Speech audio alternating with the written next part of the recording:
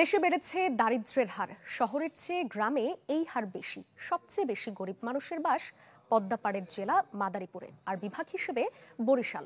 অন্যদিকে সবচেয়ে কম দরিদ্র মানুষ বাস করেন নোয়াখালী জেলায়।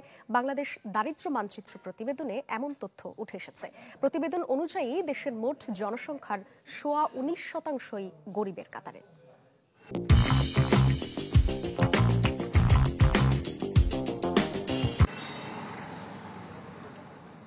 17 কোটি মানুষের বাংলাদেশে দারিদ্র্যের প্রকৃত হার নিয়ে প্রশ্ন বহুদিন ধরেই।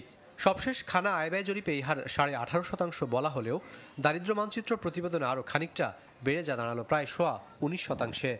সে হিসাবে দেশের প্রায় 3 কোটি মানুষ এখন গরিবের কাতারে।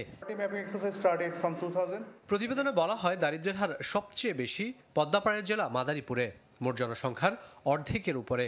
অন্যদিকে সবচেয়ে কম গরিব মানুষ বাস করেন নোয়াখালী জেলায়, মাত্র 6%। আর সার্বিক গড়হার 19% হলেও ঢাকা জেলায় দারিদ্র্য 19.5-এর উপরে। অথচ এই জেলায় সম্পন্ন হয় জিডিপির প্রায় 60% কর্মকাণ্ড। It is 19.2%, or approximately it is nearer to the 18.7%. In the Bangladesh rural area, 20.3%. It is just nearer to just same numbers of the survey data, and 16.5% in the urban area. সরকারের জন্য যে intervention নেওয়া দরকার, মানে যেই এলাকার জন্য যে বিষয়ের জন্য কর্মসূচি বা প্রকল্প বা সাপোর্ট দেওয়া দরকার, সেটার জন্য মূল একটা কাজ হিসাবে ব্যবহার করা যাবে। প্রতিবেদনে বলা হয়, খানা জরিপ পরিসংখ্যানের তুলনায় শহরে দারিদ্র্য হার বেড়ে দাঁড়িয়েছে 16.5%, গ্রামে যা 20%-এর উপরে। আর সবচেয়ে বেশি 1/4 উপরে গরিব মানুষের বসবাস বরিশাল বিভাগে। দেশের এই দরিদ্র মানচিত্র তৈরিতে সহায়তা করে বিশ্ব খাদ্য কর্মসূচি।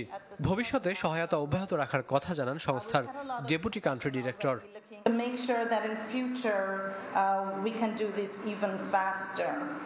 The faster we can get the results out is the more value they have in helping us get just the most relevant results. The successful completion of the Poverty Map 2022 is another example of our strong and enduring partnership, and we remain committed to supporting BBS in its pursuit of modernization. প্রতিবেদন অনুযায়ী দেশের সবচেয়ে দরিদ্র উপজেলা মাদারীপুরের ডাসার, আর সবচেয়ে কম চট্টগ্রামের double mooring.